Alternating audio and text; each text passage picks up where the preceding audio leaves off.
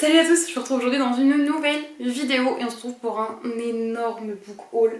Il me semble qu'il y a 14 livres et j'ai 2 livres à vous montrer après qu'on m'a prêté. Mais je crois qu'il y a 14 livres en tout. Donc, non, même plus que ça, il y en a 15, pardon. Mais voilà, c'est un beau petit book haul. On va commencer sans plus tarder parce que sinon dans 2 heures on y est encore. Le premier, et je vais passer rapidement dessus puisqu'il n'est plus édité, il s'agit de La Fournaise, le tome 2, donc l'isolement de Alexander Gordon Smith. C'était anciennement du coup publié chez PKJ mais ça n'est plus publié. Il faut savoir que les 3 premiers tomes ont été publiés en français mais les 2 derniers, parce que donc il y a 5 tomes, n'ont jamais été publiés en français. Moi j'avais lu le premier tome que j'avais absolument adoré, vraiment pas loin du coup de cœur, et du coup je voulais trop enfin découvrir ce tome 2 que je n'ai pas encore lu, mais il me tarde vraiment parce que j'avais beaucoup aimé et j'ai réussi à le trouver sur Vinted. Bon, il n'est pas en très très bon état, mais juste je voulais trop cette suite, donc voilà, je vais essayer de lire le 3ème si je le trouve en français aussi, puis après j'essaierai de lire les 2 derniers tomes en anglais. Mais voilà, on se retrouve dans une prison. En fait, notre personnage principal, Alex, a été condamné à perpétuité dans une prison alors qu'il n'a absolument rien fait. C'est une prison qui clairement ressemble à l'enfer, mais vraiment c'est un truc horrible. Je vais pas vous en dire plus parce que de toute façon vous pouvez pas forcément le retrouver. Donc je sais pas en anglais s'ils sont encore édités. Je pense, si jamais vous pouvez peut-être regarder en anglais si ça vous intéresse de lire en anglais. Mais voilà, ensuite j'ai acheté un livre qu'on a vu partout dernièrement. 6 couronnes écarlates de Elizabeth Lim, publié chez Rajo. J'ai pris l'édition collector parce qu'en fait je le trouve absolument sublime, vraiment sublime. En fait je me suis rendu compte que le brochet était tout aussi joli et que finalement j'aurais pu prendre un brochet, mais un petit hardback de temps en temps ça fait toujours plaisir. Il est absolument magnifique, vraiment trop joli. Hop. Du coup, si je voulais vous montrer aussi, parce que je trouve que les chapitres sont hyper jolis, avec les petites grues comme ça, puis le jaspage bleu. Du coup ici, alors ça reprend un conte, je ne me rappelle plus du nom du conte, mais ça reprend, enfin c'est une genre de réécriture de conte en fait. On va suivre un personnage féminin, Shiori, qui va subir une malédiction, enfin elle va être ensorcelée en fait par une sorcière. Il me semble que c'est sa belle-mère, d'après ce que j'ai entendu dire. Qui va en fait donc lui lancer un sort à elle et à ses 6 frères. Ces 6 frères vont donc être transformés en grues et elle va comment dire, en fait si elle ouvre la bouche, si elle parle, elle peut ouvrir la bouche mais elle ne peut pas parler car à chaque mot qu'elle prononce, un de ses frères sera tué, en fait va mourir. J'ai trop hâte de le découvrir, j'ai vu que des bons avis pour l'instant donc je croise les doigts. Ensuite, j'avais eu une carte cadeau à Noël et donc j'ai été m'acheter 3 livres avec. Je savais déjà les 3 livres que je voulais m'acheter, finalement sur les 3 il y en a qu'un que j'ai trouvé et on a fait la Fnac et Cultura. Donc celui que j'ai trouvé, il s'agit du tome 2 de La Faucheuse en format poche, donc le tome 2 c'est donc Thunderhead, je vais y arriver, de Neil Chesterman, donc là c'est chez PKJ pardon. Il est quand même bien épais, mais j'aime tellement cet univers, j'avais adoré le premier tome, ça avait été un énorme coup de cœur, je l'ai lu il y a 2 ans et en fait je m'en rappelle plus. Donc il faut absolument que je relise ce premier tome pour pouvoir ensuite lire ce 2e tome et je pense me relire le premier tome là dans les semaines qui suivent pour pouvoir enchaîner avec ce 2e tome parce que vraiment j'avais adoré et le 3e tome ne sera pas loin derrière parce que j'aimerais bien éviter de devoir me retaper les 2 premiers tomes pour pouvoir lire le 3e. Donc voilà, peut-être vous faire un résumé. Pour le premier tome on suit, je sais plus, non je vais pas essayer de... Citra, c'est pas ça son prénom ? Je crois. Bref, on suit un personnage féminin qui vit dans un monde en fait dans lequel on ne peut plus mourir, c'est-à-dire que on peut se suicider, essayer de se suicider, etc. On ne mourra pas. On arrive dans un centre de résurrection, je crois, je sais plus comment ça s'appelle exactement, mais enfin voilà, en tout cas ils vous refont revenir à la vie quoi, d'une certaine manière. C'est compliqué.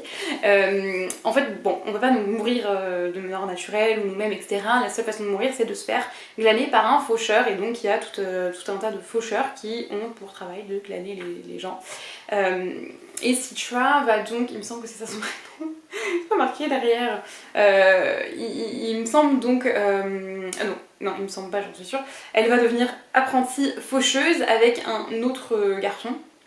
Et donc ils vont tous les deux devenir apprentis faucheurs auprès du même faucheur. Et c'est vraiment trop chouette. Et l'univers est dingue, ça pose plein de questions sur l'humanité, etc. Je trouve ça hyper chouette, donc je vous recommande à fond de lire ce livre. Ensuite, j'ai acheté du coup 2 autres livres qui me faisaient très envie. Une autre suite, entre guillemets, de saga. Le préquel, donc c'est pas vraiment une suite du coup, mais ça va dans la même saga. De La Carte des Confins de Marie Riplin, toujours chez PKJ. Mais encore pour moi cette fois. J'ai eu avec une petite planche de tatouage. Attention.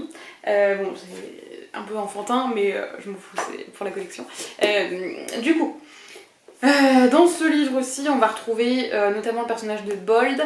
Il me semble qu'on va aussi un petit peu retrouver Blake, qu'on avait dans la saga principale. Et on va retrouver, retourner sur la Valonne. Je ne sais pas exactement ce qui se passe dans ce tome-ci.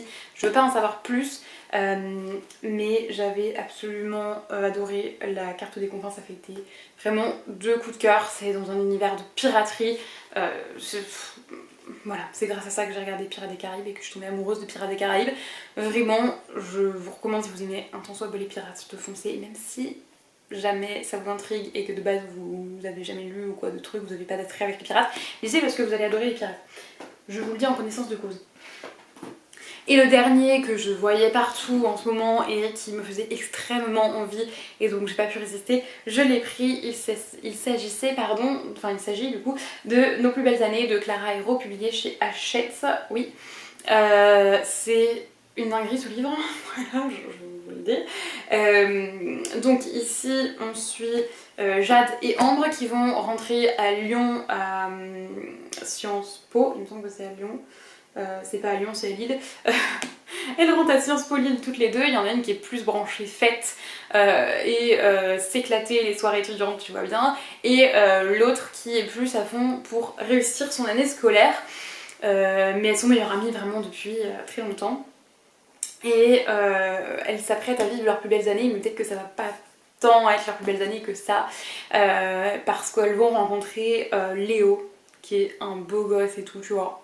Vraiment le mec populaire machin, mais ce mec là en fait il est peut-être un peu dangereux et voilà. Et je précise, c'est noté, c'est vraiment bien, c'est noté ici, il y a donc des trigger warnings. Si vous êtes sensible au harcèlement de rue, aux agressions sexuelles, au viol, ne lisez pas ce livre. Il y a une scène de viol dedans qui est décrite, pas pendant 10 pages mais pendant 1 page quand même, et c'est déjà bien assez.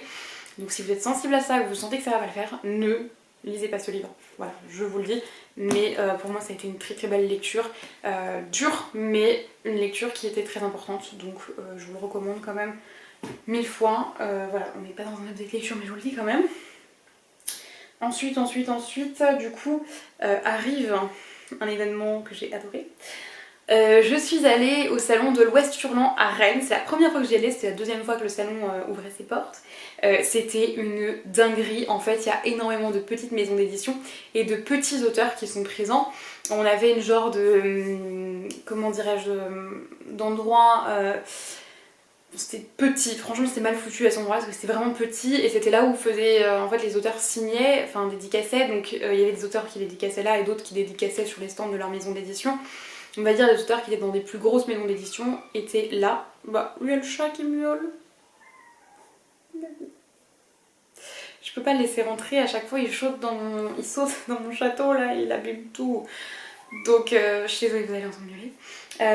Mais du coup j'ai plus ce que je disais. Donc oui, ceux qui sont dans des plus grosses maisons d'édition dédicacent à cet endroit là, mais c'est vraiment tout petit, donc quand il y a des grosses queues c'est une misère. Voilà. Mais sinon il y a tout un, comme tous des genres de chapiteaux, Barnum un peu, il y avait donc toutes les petites maisons d'édition, des auteurs auto-édités, et j'ai fait des découvertes, vraiment je suis trop contente parce qu'il y a plein d'auteurs que je connaissais pas et que j'ai pu découvrir, et même de maisons d'édition, donc c'est trop chouette. Je vais laisser rentrer le chat parce qu'il va miauler pendant 1000 ans. Du coup je vais vous montrer les livres que j'ai achetés, et j'en ai acheté 10, voilà, et plus 2-3 autres petites choses à côté, j'ai bien craqué. Oui, mon chat. Oh, regardez-moi ce petit bout de poil. Bon, petite, il est plus petit. Bon, il aime pas. Il aime pas trop qu'on le porte. Bon, du coup on va continuer avec cet énergumène. J'ai été d'abord sur le stand d'une maison d'édition que je trouve vraiment trop chouette et pour l'instant j'ai pas encore beaucoup de livres d'eux. J'ai d'abord acheté le tome 2 de des Chroniques Homérides. Donc l'ultime oracle d'Alison Germain, et donc c'est la maison d'édition du Chat Noir dont je parlais. Alors l'autrice n'était pas là donc j'ai pas de dédicace, mais j'avais fait dédicacer le premier tome il y a 4 ans à Paris, et j'avais lu il y a 4 ans et je n'ai toujours pas lu la suite, donc j'en ai profité pour me la procurer parce que comme c'est une maison d'édition qu'on trouve pas forcément en librairie, j'ai préféré pouvoir leur acheter directement sur le stand. Comme ils font souvent des salons, je pourrais leur prendre le tome 3 un peu plus tard, mais du coup il faut que je relise le premier tome et que je lise cette suite. Oui, ça fait beaucoup de premiers tomes à relire et sachez qu'il y en a encore plus que ça qu'il faut que je relise avant de lire la suite, c'est une misère, pas comme si j'avais plus de 150 livres dans ma palle. C'est une saga qui est toute sympa, enfin vraiment j'aime beaucoup. Voilà, et je trouve que les couvertures sont très jolies. J'ai trop hâte de découvrir la suite. Dans le premier tome, en fait c'est une réécriture du souffle de Midas, enfin non, c'est le souffle de Midas le premier tome, mais c'est une réécriture du mythe de Midas. Donc on suit, comment elle s'appelle, je sais plus comment le personnage principal s'appelle, j'ai pas l'impression que ce soit écrit là, mais on va suivre donc un personnage féminin qui va en fait d'un coup avoir un don. Elle va retrouver quelqu'un qui est limite en train de mourir, je sais plus si elle meurt vraiment, mais enfin bref, au début du premier tome en fait, et elle va en fait genre récupérer un don. C'est plus très clair pour moi non plus, mais elle va en fait, quand elle va toucher les gens ou les choses vont devenir de l'or en fait, donc voilà, et du coup voilà, elle va s'ouvrir tout un autre univers, mais c'est trop chouette.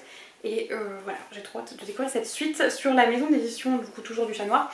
J'ai rencontré Magali Lefebvre, il m'a fait une visite de dédicace, donc dans son livre Sans d'écume, qui est un tout petit livre qui fait moins de 100 pages, ouais il fait 90 pages, enfin 91, bref on s'en fout.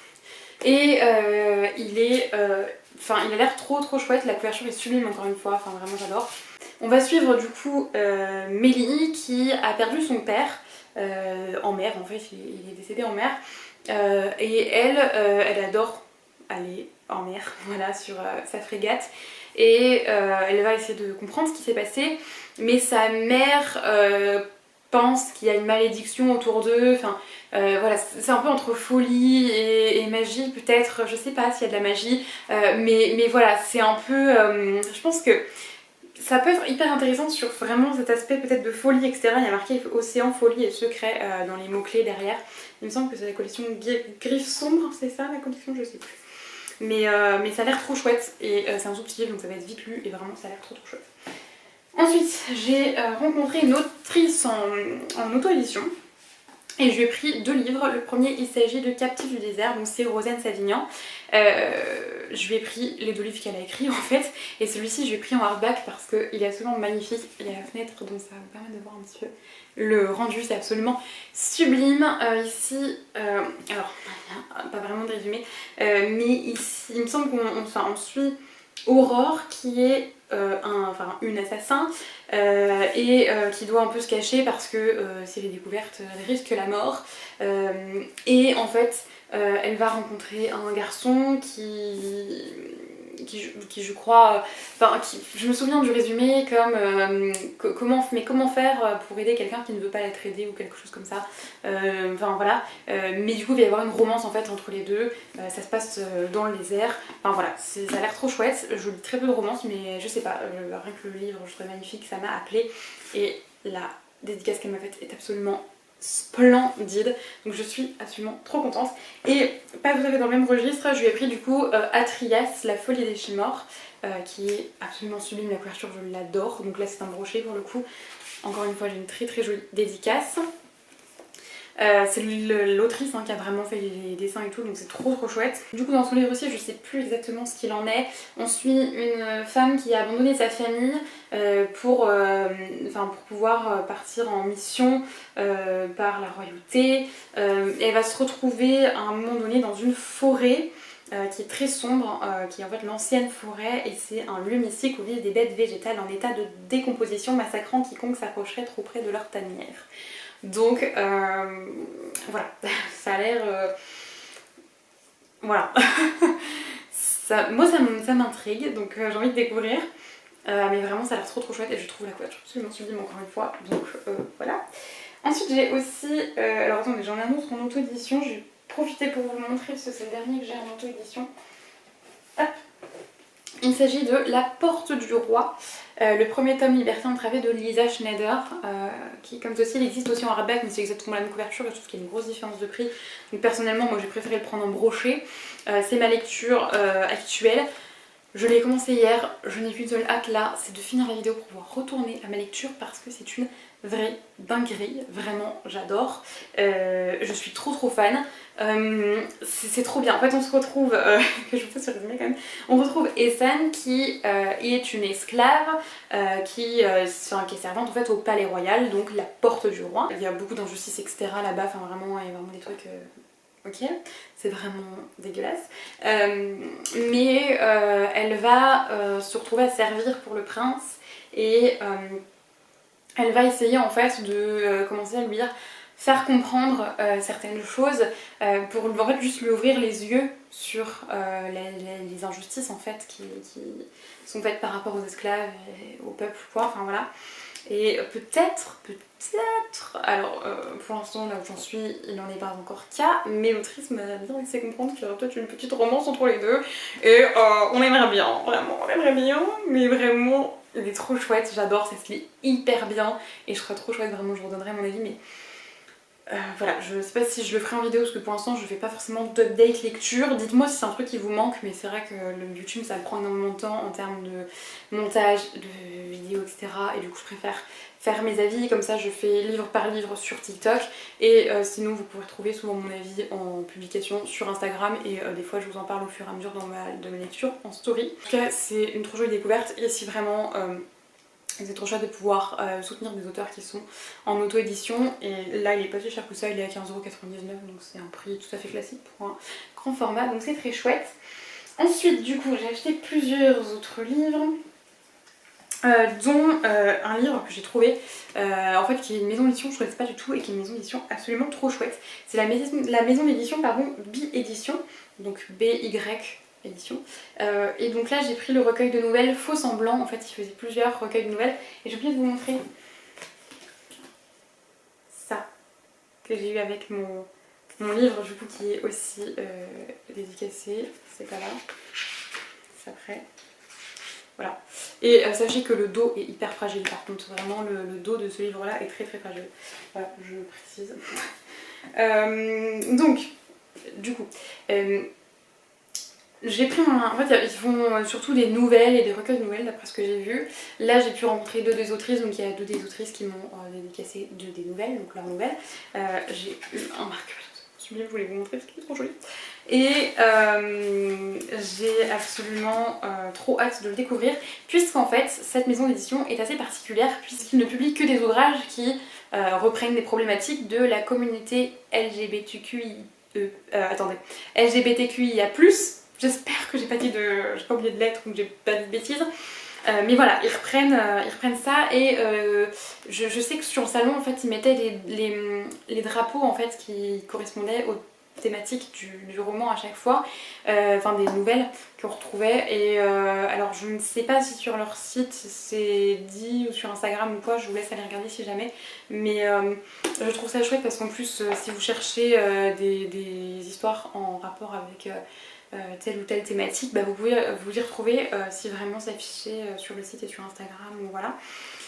Mais du coup c'est trop chouette parce que bah voilà, on se retrouve avec des personnes gays, on se retrouve avec des personnes asexuelles, des personnes qui sont transgenres, transsexuelles, bi, non-binaires par exemple. Voilà, il y a plein de thématiques et ça je trouve ça hyper chouette parce que du coup il y a énormément de représentations et voilà, et c'est vraiment une volonté de la part de la maison d'édition, donc ça c'est trop chouette. J'ai pu prendre le tome 4 d'une saison chez les sorcières, donc le tome de l'été, écrit et illustré par Anaïs Goldenberg.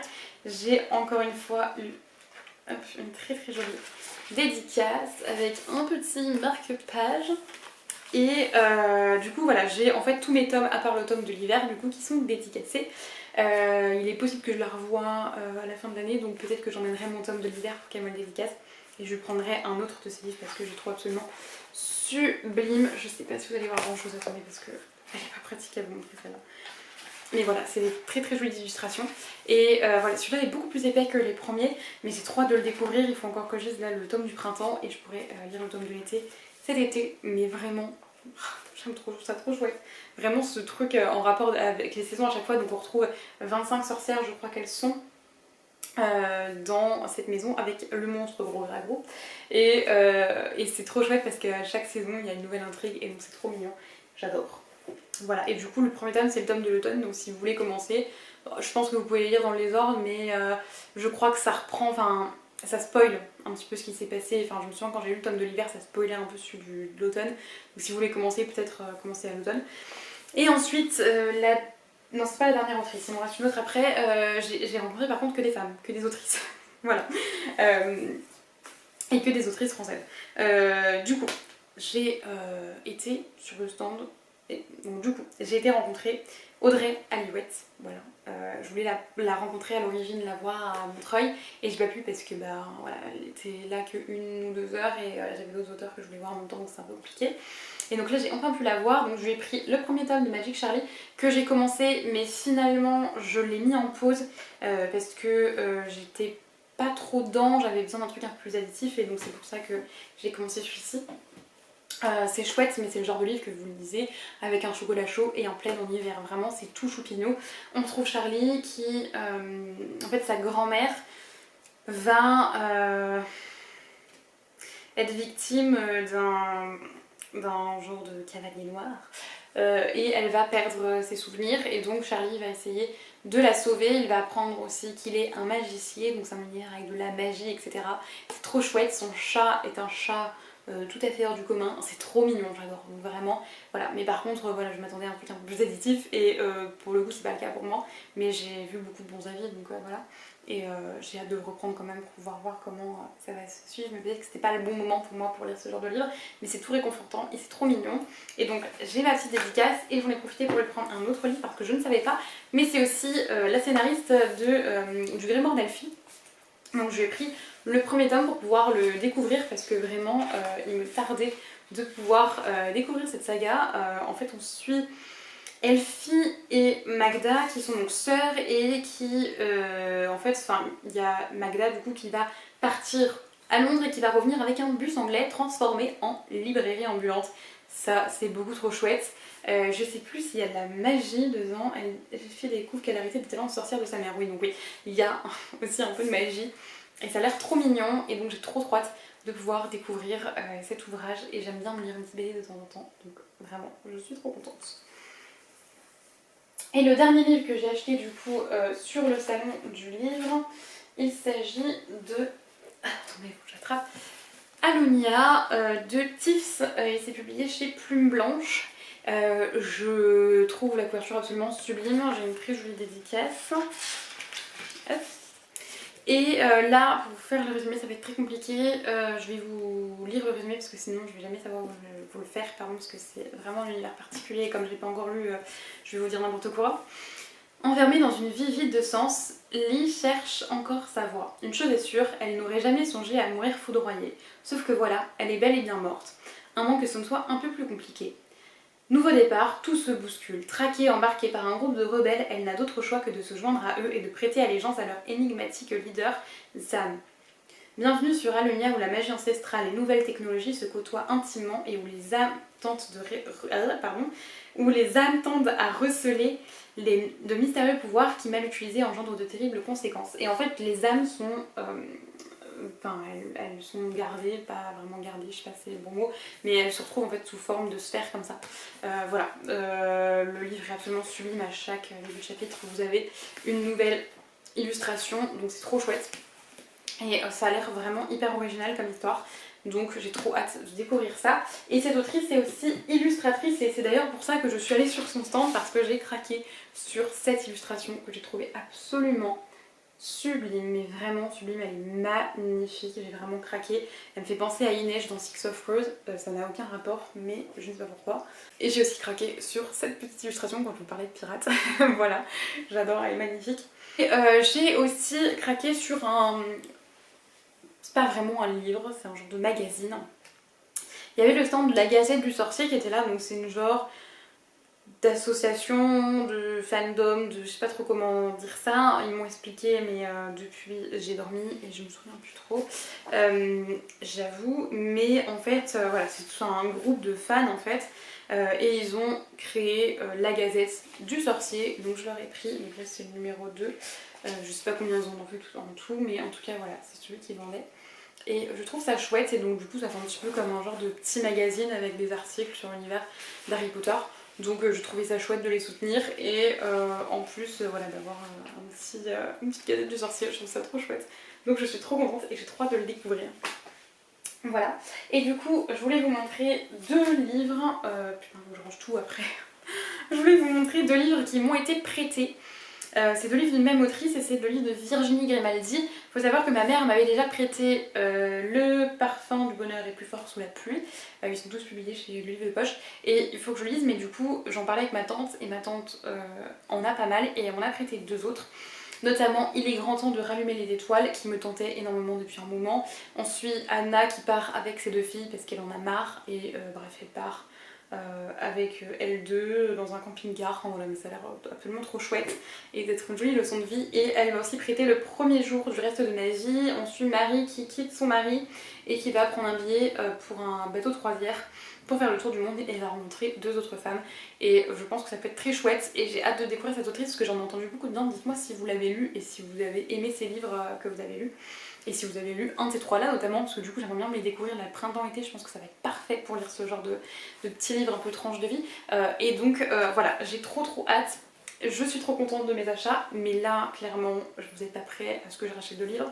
Ça va pas arriver avant un long moment parce que j'ai beaucoup trop craqué. Mais voilà, au moins je me suis fait plaisir. Maintenant j'arrête pendant un long moment. Et puis voilà, on se retrouvera prochainement dans une prochaine vidéo. N'hésitez pas à me dire si ça vous intéresse que je refasse des updates lecture. Mais n'hésitez pas du coup à me suivre sur TikTok et sur Instagram. Et n'hésitez pas à liker la vidéo si elle vous a plu, à vous abonner si ça n'est toujours pas fait et que vous avez envie de suivre mes prochaines aventures livresques.